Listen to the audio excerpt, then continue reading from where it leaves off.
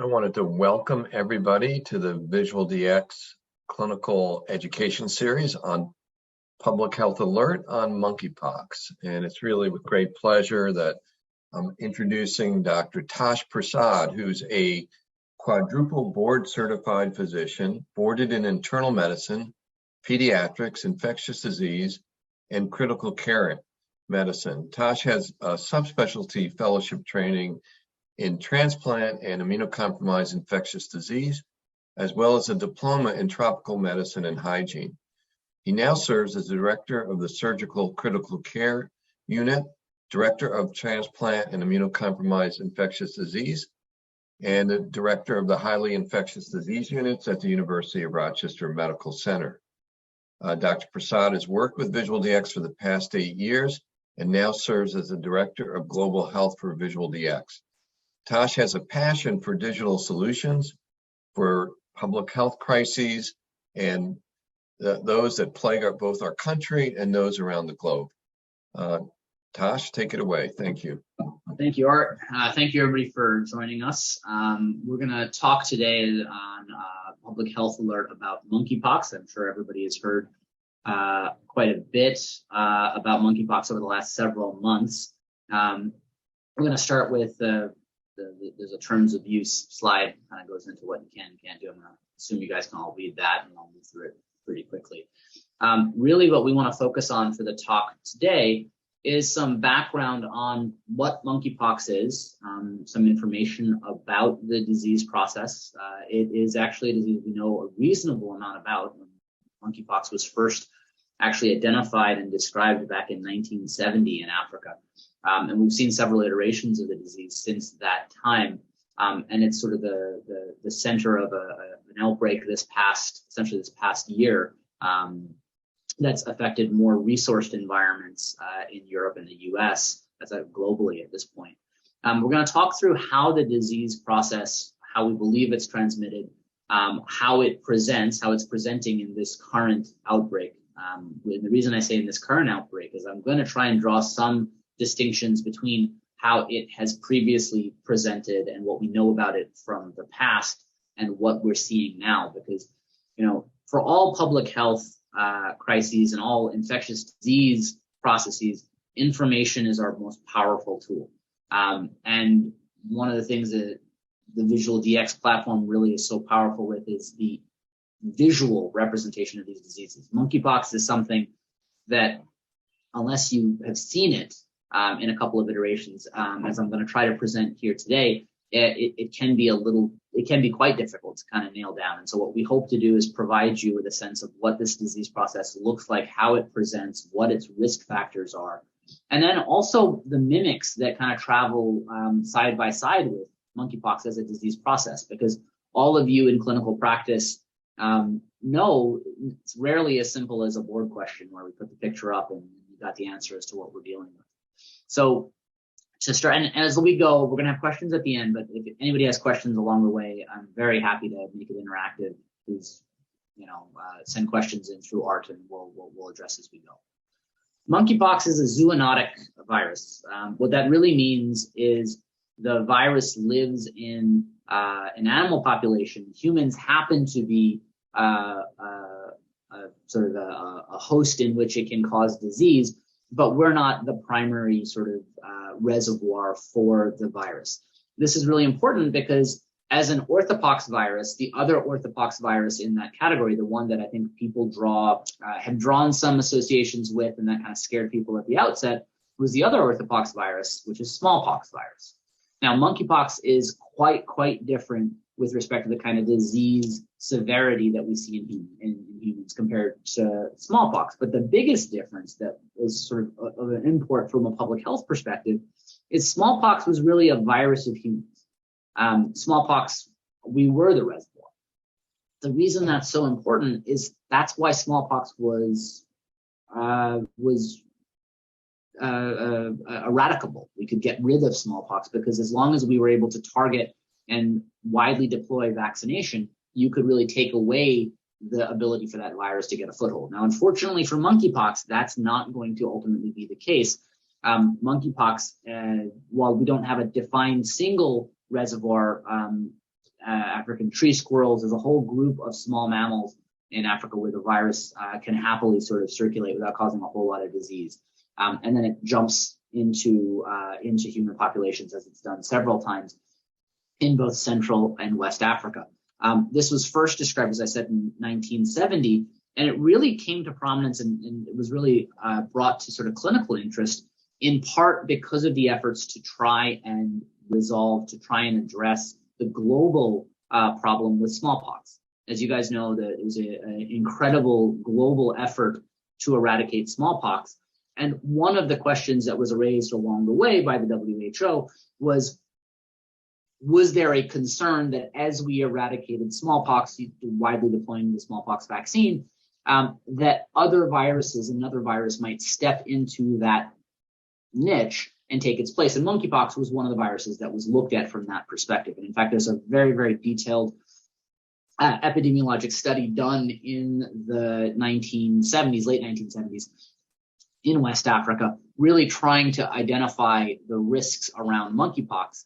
And a lot of the data that you will see published with respect to morbidity, mortality associated with the virus comes out of monkeypox as it has iterated through several outbreaks in Central and West Africa. Now, there's two clades of monkeypox, two different kind of genre of monkeypox from a viral perspective.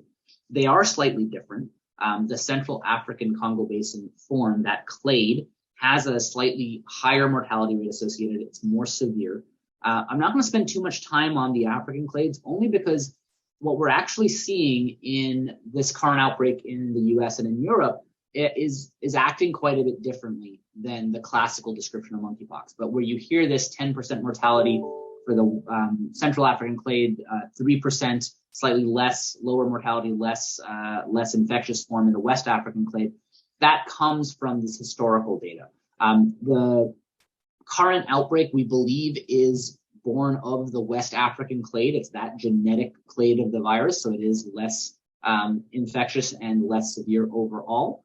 But it's also not the first time that monkeypox has managed to wander its way into more resourced environments. The most prior to this year, the first time that a Western sort of resourced environment outbreak was defined was actually in the US, associated with the importation of a number of small African mammals for sale as pets.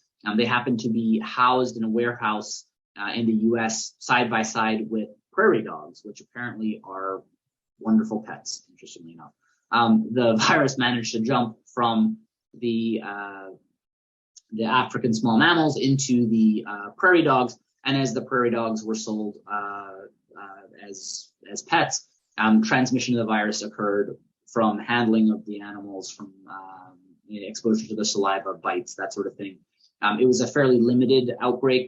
Laboratory workers, pet shop workers, people who had the pets.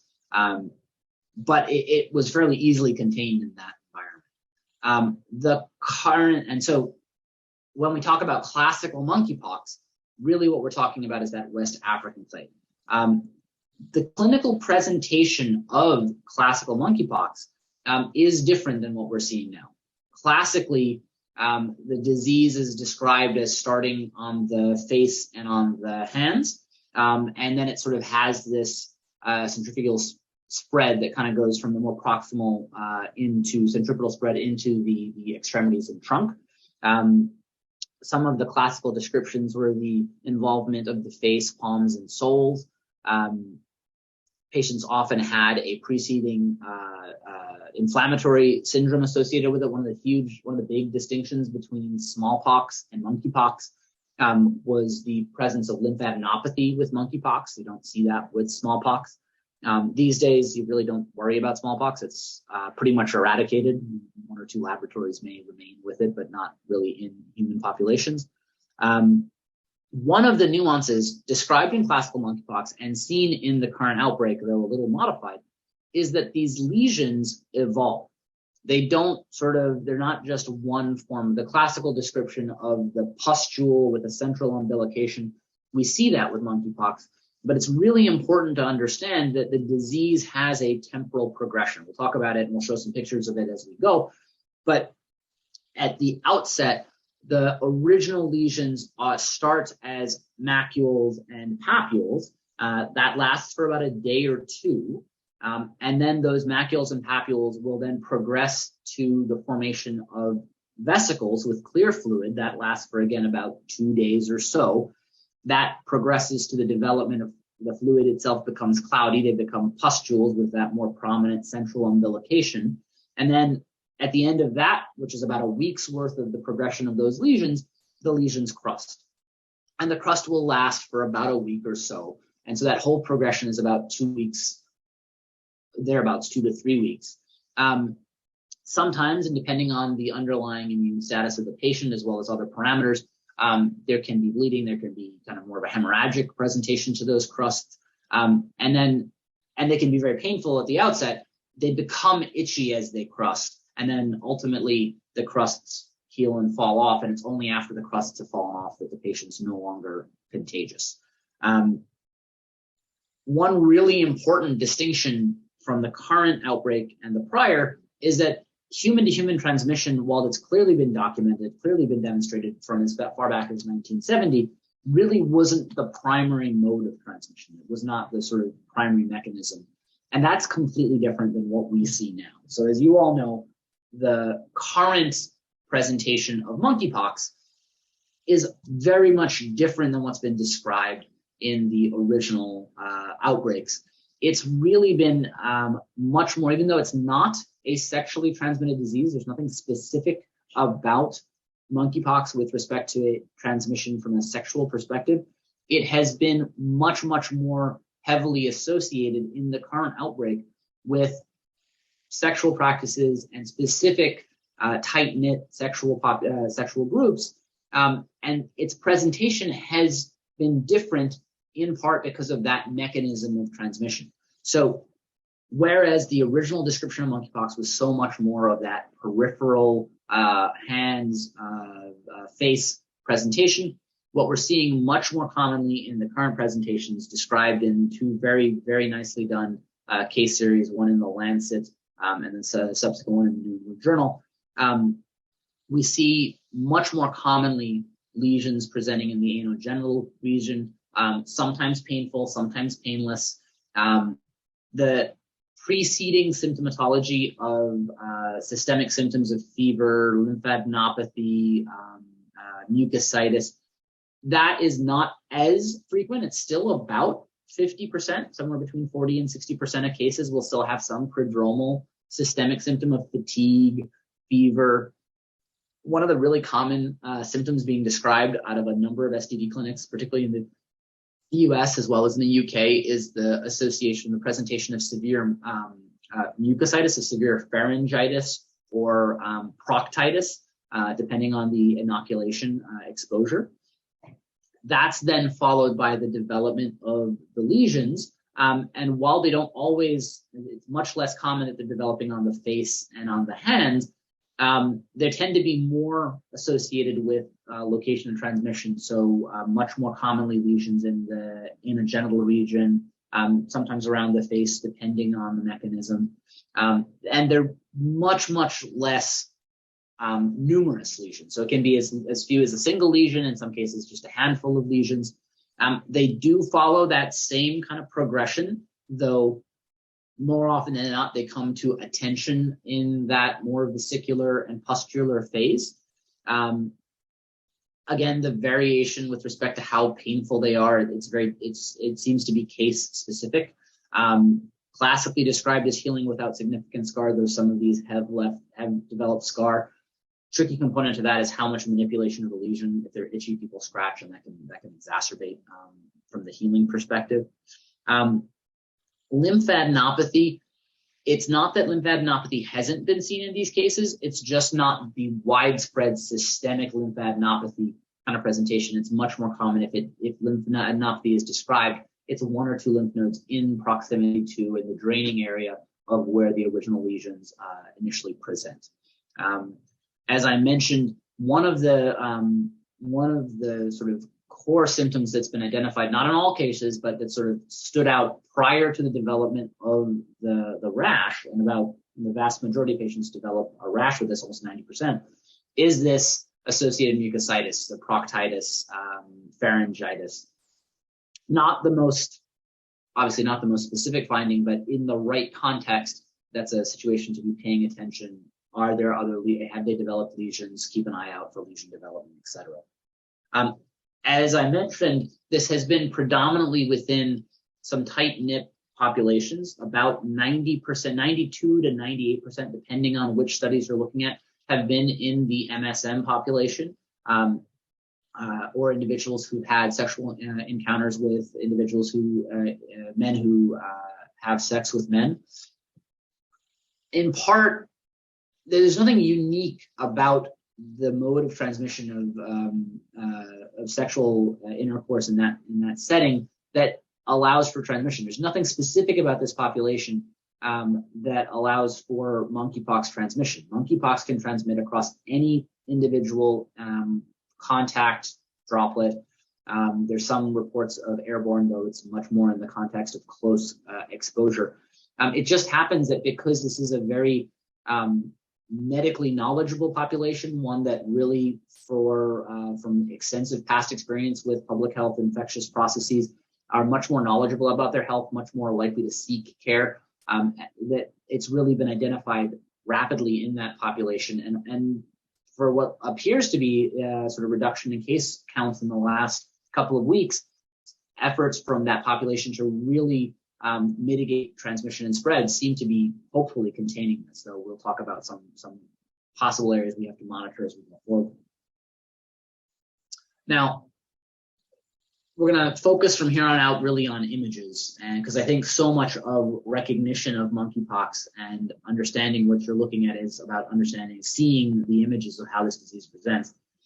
These are images of classical monkeypox, monkeypox described in Central Africa and West Africa. And this is that classic initiation on the hands. That first image where you see more of a plaque with sort of a peripheral scale, that's actually, those are healing lesions. That's sort of later in the presentation. That's side by side with somebody who has lesions sort of earlier in the stage where they actually look more papular in nature. Now, put that in comparison and put that in context with what we're seeing now, which is much more perigenital lesions, much more of a pustular presentation. You can see here on the penis a collection of pustules, some that have had some central scabbing to it, some that are much more sort of isolated, as you can see on the image on the screen on the right. Often in erythematous scale, different sort of morphologies sort of at the same time. There is a description of swelling associated with these. So, for example, penile swelling has been described in some of these cases as well, preceding the development of lesions. As the lesions develop more widely, you can see, and again in the current presentation, many fewer. Put this in context with what you saw in the hand in the first image with the classical case. Many fewer lesions in general. This is the classic on the right side, a classic pustule with the central umbilication, but not all of them have that. You can see on the image on the left, again, the central pustule, or the pustule with erythema around it. Looking on the finger, less of a pustule, more of a papule. So again, you can see that sort of transition of phases as they go. It can be very, very subtle in its presentation. A single lesion here could be easily mistaken for folliculitis on the right. On the left, you can see a lesion on the right, over the right bicep, but also one under the left pec. So they don't have to be, heavily clustered. You can see on the left arm, a little bit fuzzier in the picture on the left, a little bit of almost macular rash on the forearm there, and you see that these can be kind of concurrent. So that temporal progression that's described in the classic Central African and West African cases, here we're seeing a little bit more of a kind of concurrence of some of those symptoms. Again, they don't always have to be purely pustular. This, more of a papular presentation on the left. Include the lesion on the right as a pustule without central umbilication. Kind of keep that in your head, because as we look at several of the potential mimics, there are other disease processes that can actually look quite a bit like how we see the variation of monkeypox. And where you happen to see the disease in the progression, it's important to recognize there are other potential diseases on the differential, and at least given at present the reduction in the incidence of the disease, things that you want to be thinking about concurrently, because they're potentially more common, more likely in this context. Because again, wild monkeypox is not classically a sexually transmitted disease. In the current presentation, it is highly associated with sexual transmission. And so some of the disease processes you want to think about in the differential are going to be other sexually transmitted diseases. But again, monkeypox is not classically sexually transmitted. Again, the lesions don't have to be pustular or even vesicular. They can be very, because they have that progression from just pure macular papular lesions all the way through papula to vesicle to pustule. You can find them in that kind of more dried out, crusted phase, as we see here on the left.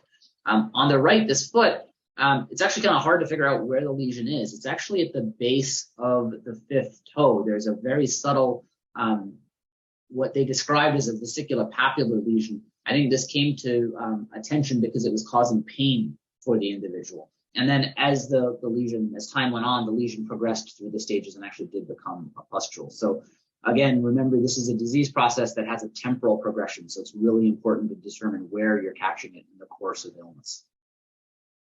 It can involve the mucous membranes, and you can develop pustules on the mucous membranes. Here are two images of the tongue with some significant involvement. There's actually two lesions on the tongue on the left, one larger sort of pus-filled lesion on the tongue there. There's one on the opposite side on the right that's beginning to form. The overt central umbilication is less obvious on mucosal lesions. It can be quite uncomfortable. You see the same on the opposite side there. Keep that again in your memory as you're thinking about, because primary chancre and syphilis can have similar presentations. There's a number of disease processes that have similar transmission epidemiologic risks that you'd want to be thinking about concurrently with the concern around monkeypox. And again, here on the mucous membrane, the base of the penis, you can see another pustular lesion or two here, and erosion at the top on the glands. And on the right image, while you can see that this is that picture you saw earlier with the pustules and the central eschar on the penis, the reason I included this picture is if you look concurrent, we had this finding of maculopapular rash. This was an HIV positive individual. So again, the lesions can actually be quite, I wouldn't say protean, but they don't follow that necessarily stepwise progression. They can be macular and papular lesions at the same time that you're seeing pustular lesions. It's more about putting into context the risk factors, the epidemiology associated. As we talk about the differential diagnosis, we can think about it from the perspective of other lesions one might encounter in the genital space. So classically HSV 1 and 2, primary syphilis with a more mucocutaneous clinical presentation. The condyloma lata of secondary syphilis, we put that in there in part because the dried out sort of more plaque-like presentation can have a similar sort of imaging presentation. I'll put up some images of those things side by side. Genital aphthous ulcer, a little bit less common. Molluscum contagiosum, again, when you think about anything you describe as a umbilicated papule, you have that on the differential. Gonorrhea, particularly in its disseminated form, does need to be considered as well in the presentation here. These patients tend to be a little bit sicker in their presentation, but again, epidemiologic risk-wise, if monkeypox is popping up in your differential, and in part it's going to be by what the lesion looks like, and in part it's going to be the epidemiologic exposure and risk factors for the patient that you're thinking about, you don't want to have premature closure. You want to have kind of a broader differential, particularly, and hopefully as the current outbreak is beginning, hopefully to be winding down, you want to be thinking about these other conditions. As you think about those lesions on other parts of the body, because all these patients will have kind of more widespread lesions as well, things like varicella zoster, things like the disseminated HSV, folliculitis we mentioned, just want to make sure you have that broader approach. So it's important to consider monkeypox. I mentioned the early information about monkeypox because I don't think it's ultimately going away. The reality is the unlike other orthopox viruses where we can eradicate, that's not going to be the case for monkeypox. So I think it's hopefully this outbreak slows down and fades away, but I think it's going to be something we're thinking about as things go forward. It's going to work its way into our differential for these lesions, particularly from the general perspective as we go. Now, as we start looking at some of these things side by side, HSV, whether you're talking 1 or 2, has a clinical presentation that's classically vesicular, but it's important to note that those fluid-filled blisters sometimes can be cloudy on their presentation. And as those lesions progress, as the vesicle dries out and flattens, they do sometimes have what appears to, it's not a classic umbilication, but I don't think I'd fault anybody for being concerned with the lesion that they were seeing, for example, on the right, had a component of this of umbilication to it, when in fact it's really a vesicle that's just kind of flattening out, that's drying out. And on the left, again, the cloudy nature of the fluid is very well described with HSV. So distinguishing a vesicle and a pustule sometimes can be a little tricky in the actual clinical practice. And again, same thing, the thicker the skin in which the lesion is developing, sort of a Whitlow type presentation on the left, you get a little bit more of that cloudy appearance. And sometimes these lesions can coalesce and take on a form that really doesn't immediately bring to mind a vesicle, quote unquote, with respect to HSV. So we see that particularly in the immunocompromised population. Want to be aware that when you see that, what might be considered more of an ulcer, more of a larger pustule, that HSV is on the differential. You want to be testing for it. And you saw lesions that looked kind of like this on the monkeypox side as well. So the reason we're putting these side by side is it really isn't as clear cut. It's more to help create a gestalt as you begin to see these lesions, evaluate these patients, that yes, monkeypox can have a clinical presentation like that, as can HSV, as can some of the other things we're going to talk about in a second. Primary syphilis, the primary chancre of syphilis tends to be, it's much more punched out. And so I think in general, with that first lesion on the glands there, it would be much more, to my mind, sort of consistent with a primary syphilis type presentation. But again, depending on size and confluence, you can have the lesion of monkeypox that can present like that in immunocompromised host. Much more when you look on the picture on the right, smaller sort of punched out lesions. Again, that's primary syphilis, but I don't think anybody would be faulted by worrying that this was an HSV presentation or this was a monkeypox presentation. The other complicating factors when you think about the time from inoculation, primary syphilis can be up to 3 weeks from the primary exposure before it presents. HSV, these are usually reactivations. They can be primary presentations, but they're reactivations. So time from exposure, unfortunately, isn't as useful in that context. Again, a couple of the, we try to address, or we try to focus on the importance of variation in the common, right? And so these are variations on clinical presentations of primary syphilis. And so you can see here, instead of it being a single chancre, quote unquote, a scattered selection of lesions that would be potentially described as more ulcerative or more pustular in nature. A single lesion that's less overtly punched out could be easily mistaken for some of the clinical presentations you saw with monkeypox that we've seen with HSV.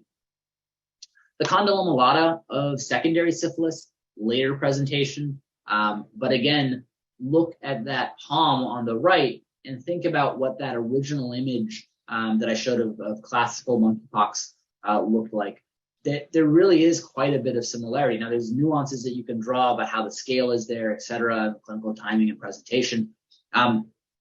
But in this context, I think it would be very appropriate to be thinking broadly, because again, the same risk factors that set one up for syphilis right now are risk factors that would apply for increasing pretest probability for monkeypox. The one difference here, many more lesions isolated together, but there have definitely been cases of monkeypox where there have been that sort of high frequency of lesions as well. And again, another image of condyle lymphoma. The involvement of the palms, the not classically pustular, more sort of plaque-like lesions, but again, later in the stage of monkeypox, as the lesions are beginning to scab, you can see where there's potential sort of possibility of it being in the differential. Molluscum, again, usually an immunocompromised patient where you're going to see this many lesions at once.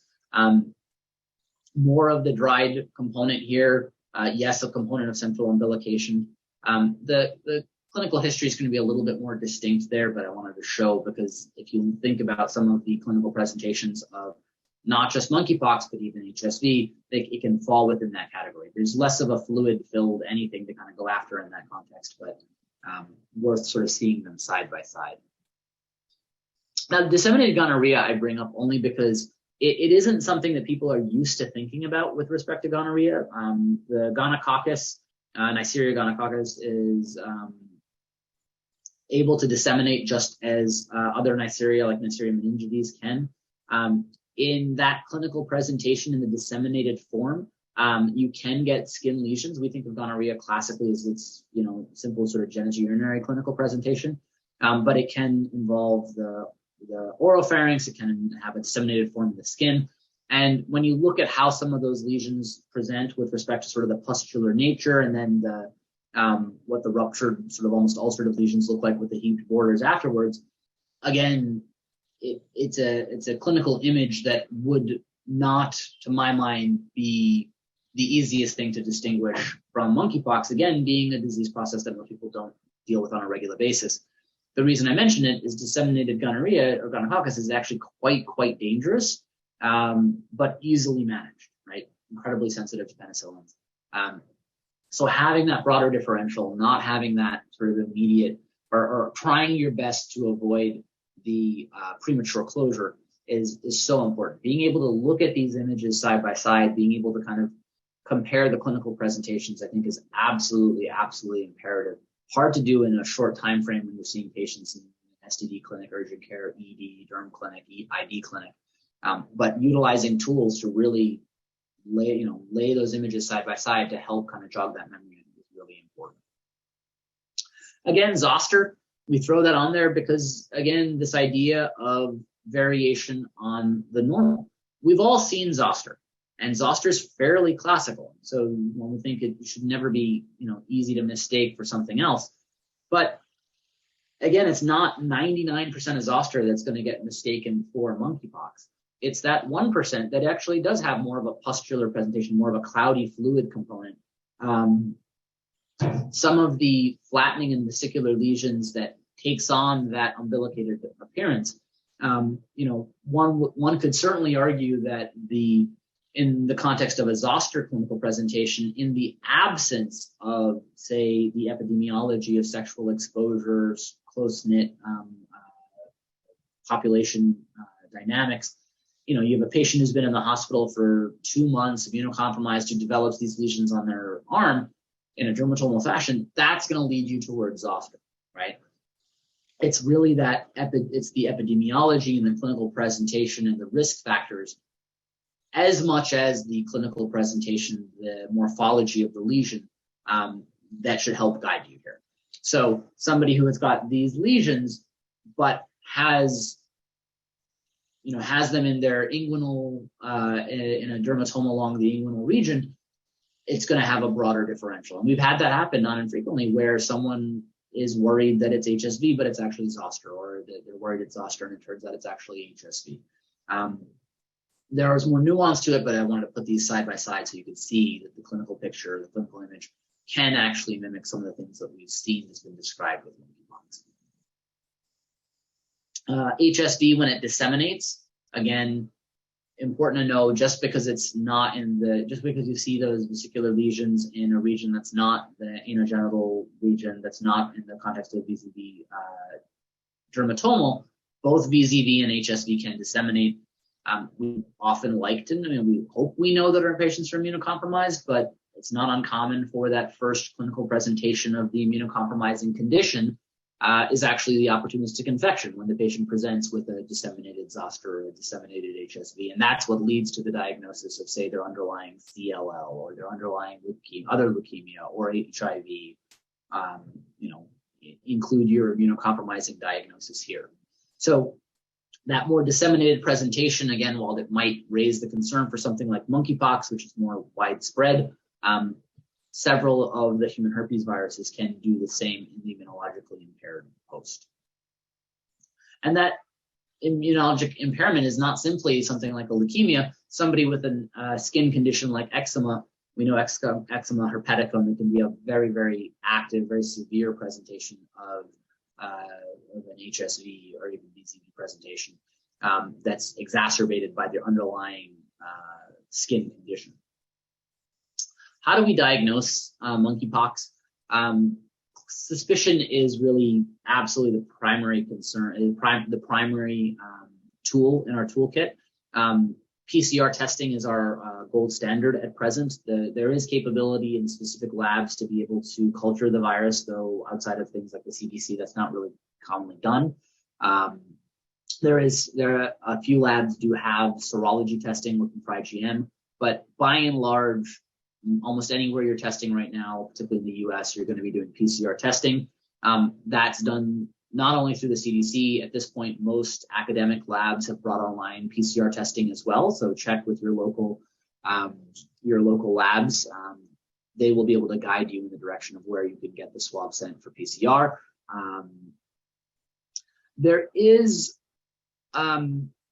It's really important to recognize that co-infection has been described. There's a lot of, at the early stage of the outbreak when testing was not as widely available, there were approaches that tried to stage diagnosis where you would swab for something more common like HSV and evaluate for syphilis. And if those were negative, then go on and look for monkeypox. Several cases have been described with co-infection, both with HSV and with syphilis. And in fact, rewinding all the way back into the late 70s and 80s, I think it was the Central African clade, there was actually a concurrent outbreak of varicella with monkeypox. And so it's important to recognize that, particularly for the sexually transmitted diseases, HSV and syphilis, if you're worried about monkeypox, you want to kind of cast a wider net. As I said, it's not a sexually transmitted disease per se, but just as with STDs, when we're thinking about one STD, we think about other STDs at the same time, thinking about HIV, et cetera. It's a prudent approach. If you're thinking about monkeypox, evaluate for HSV, evaluate for syphilis, et cetera. Treatment-wise, treatment for monkeypox is pretty much supported. It is incredibly important to recognize that the current mortality associated with this outbreak of monkeypox is nothing like what is described with either the West African or Central African forms of monkeypox. While there have been a handful of deaths in the current outbreak across the globe, the mortality rate is well below .something%. The vast majority of patients will recover. It's an uncomfortable disease process to go through, but the vast majority, well over 99% of patients will recover. Immunocompromised patients are at higher risk for more severe disease. And in the context of severe disease, the treatment that is available is tecovirimat. Tecovirimat's an antiviral. It is important to recognize it is not an EUA therapy. So I think most people these days, most providers these days, because of the last 3 years with COVID, are kind of aware of what EUA is. So EUA is the emergency use authorization. That's how the FDA approves a drug for use before it's gone through all of the approval processes of the FDA. It's kind of a rapid approval. Tecovirimat is not EUA. It is EUIND, which is essentially, it is still a research therapy. It is still a drug that needs an IND, institutional review board, IRB kind of structure to deploy.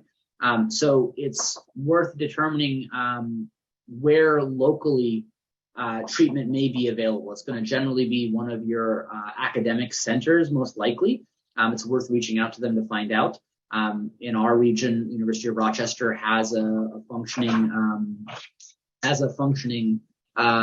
IRB for the use of tecovirimat, and it's used specifically in populations that have severe disease, immunocompromised. One thing to be aware of, it has not yet really presented in this way yet, but one of the things that's always sort of scratching the back of our heads as infectious disease doctors and public health doctors, when you look at those patients who have the most severe disease with monkeypox classically in West Africa and in Central Africa, it actually is pediatric patients and pregnant women. Children under the age of 8 can have very severe disease with monkeypox, and pregnant women can be quite sick with monkeypox. We have not seen a significant signal in that population by any means at present, and hopefully it stays that way.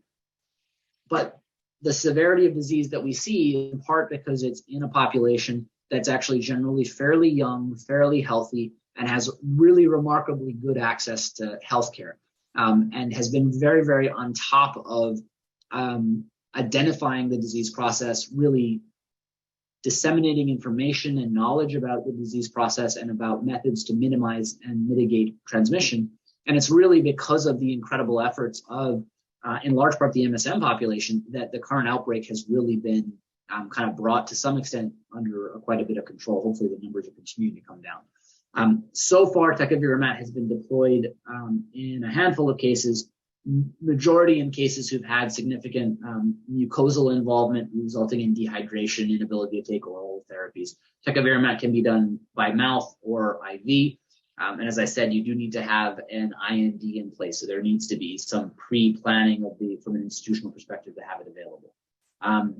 There's a slew of other potential therapies, antivirals like things like cidofovir, brincidofovir, Vaccinia IG. With tecovirimat around and with the side effect profiles of some of these other drugs, cidofovir can be fairly nephrotoxic. Brincidofovir is not great on the GI tract. The primary focus has been on the use of tecovirimat where it's needed, but it's not been used very commonly in that context. There is vaccine available, predominantly the Jynneos, which is the new kind of combo monkeypox, smallpox vaccine. It's quote unquote taking the place of the ACAM 2000. The ACAM 2000 is the old school smallpox vaccine. The primary indications for the use of Jynneos, and Jynneos is the predominant one that we're deploying in this context, is both for pre-exposure as well as for post-exposure prophylaxis.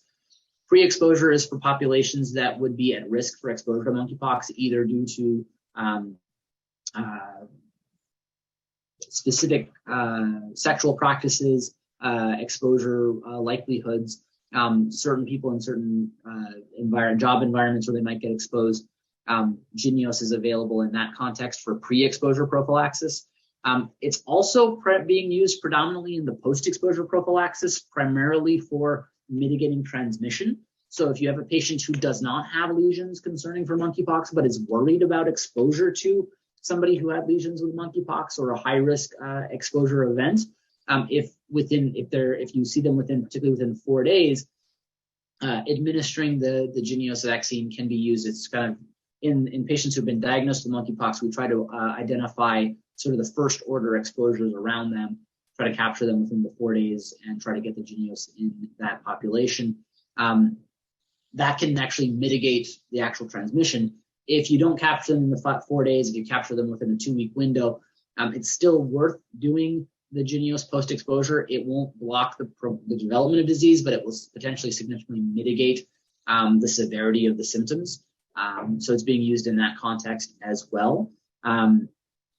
The ACAM 2000 we don't use in immunocompromised populations because of the risk in that context. When we think about precautions, and we'll be finishing up after this, it's important to recognize monkeypox, as with other orthopox viruses, is actually quite transmissible. It's not as transmissible as something like smallpox, but it's still something you have to be very thoughtful about. Standard contact and droplet precautions should be used in all healthcare settings. If there's a concern for manipulating a lesion or evaluating a patient with concern for monkeypox, the airborne transmission risk, it has been described. Airborne transmission has been described with monkeypox. It is not a profoundly high risk airborne transmission. I think One of the things people in the provider groups have become, I think, accustomed to some extent is over the last 3 or 4 years, a little bit of blurring of the lines between respiratory droplet precautions and airborne precautions, as we saw with COVID. It is certainly the case with heavy inoculation involvement of the oropharynx that there might be a risk for, in close, tight-knit environments, airborne transmission. But this is not smallpox. This is not measles. It's not going to hang in the air. Airborne precautions, if available, are important, but it's by no means, utilized in the vast majority of environments where patients are being seen with monkeypox. The overall transmission of person to person in the absence of close contact is actually quite low. Now, it is important that it can transmit via fomite. So handling of soiled clothes, soiled dressings, all of those sorts of things, absolutely you want to be wearing gloves. You have to, that's a real mechanism by which it can transmit. If you have somebody who you are concerned has monkeypox and you're giving them clinical advice, you're testing them for monkeypox, it's important that they should isolate until their lesions have resolved. They've scabbed over and the scabs have fallen off. The lesions should be covered to the best extent possible. They should avoid contact with other household members, including pets. The surgical mask that we recommend, again, because there is this risk of droplet transmission. Remember, the surgical mask you wear because you're minimizing risk of transmission to another person, right? So the patient wearing the surgical mask minimizes the transmission risk of droplets to somebody else. Turns out it's actually quite easy to kill on a surface, so disinfection is recommended, but standard home disinfectants are reasonable in that context. It does not have to be anything terribly fancy. And washing potentially exposed fomites clothes is important, but again, handling them has to be done with care because they can transmit via contact with soiled clothing in that context. This is a kind of rapidly evolving outbreak. Hopefully it's beginning to die down, but it's important to kind of on a regular basis check in. The CDC website does a great job of pulling together the information about where things are at with the current outbreak, particularly in the US, and where our understanding of the disease is. I don't expect there's going to be huge evolutions there yet.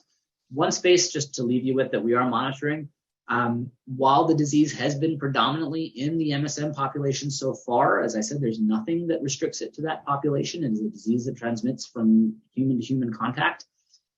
With colleges coming back into session, there is concern of transmission in wider groups because in college there's many more wider transmission possibilities and networks.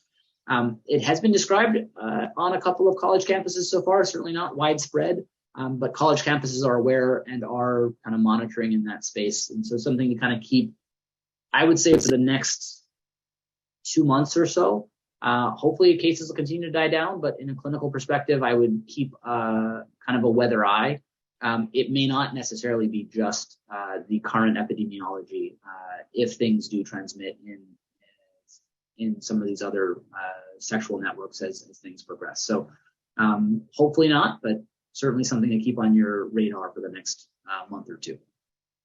So with that, any questions?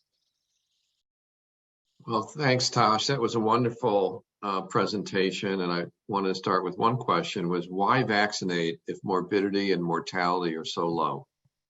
I think it's a great question. The primary reason to vaccinate is to try and contain transmission.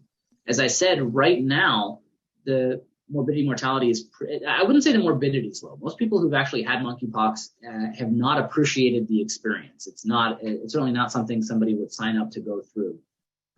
But beyond that, the vast majority of individuals who've been sick have actually been fairly young and fairly healthy individuals. And even those that are immunocompromised have been immunocompromised individuals on therapy with fairly good control over their underlying disease.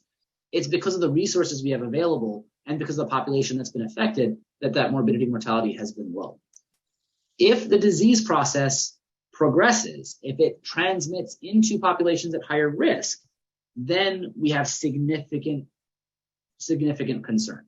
And so the primary reason for vaccine and for vaccine deployment is it's a tool in mitigating transmission. It's a tool in trying to break the cycle of transmission before it can get wider and patient populations at risk can be affected. It's sort of, think of it as similar to what we talk about with COVID. There's lots of people out there who are young and healthy and will likely not get terribly sick with COVID. We're not so worried about them. The reason that we want them to get vaccinated is because they're also going to be around people who are immunocompromised, who are elderly, who are younger, who would potentially have a much more severe disease process. Well, there are no further questions. I just want to thank you again to the audience. Tosh leads our infectious disease work at VisualDx. I think we've had 3 or 4 rapid updates on monkeypox, and we've been adding images continually. We just received some more images from one of our contributors, Dr. Uzatine, who's sent some beautiful images that will be added to the next release. Expect to see frequent updates in not only monkeypox, but we cover all infectious disease in VisualDx. And this presentation really showcased that variation in presentation is such an important part of medicine. And certainly, I think all the dermatologists have seen these images of recent monkeypox are surprised how similar it can be to folliculitis or herpes infections. And so VisualDx, I think, can be really helpful by just reviewing the images of these conditions. So with that, what I'd like to do is thank you again and mention that our master educational program continues on October 19th. We have Kodachrome's hair disorders in patients of color presented by Dr. Chisana Kindred, a wonderful dermatologist in the DC area. Dr. Kindred is a board-certified dermatologist, researcher, published author, and national speaker. I know everybody will really enjoy this presentation. We have 3 more webinars remaining this year. I encourage everyone to register and learn from these great speakers. With that, thanks all. Thanks, everybody.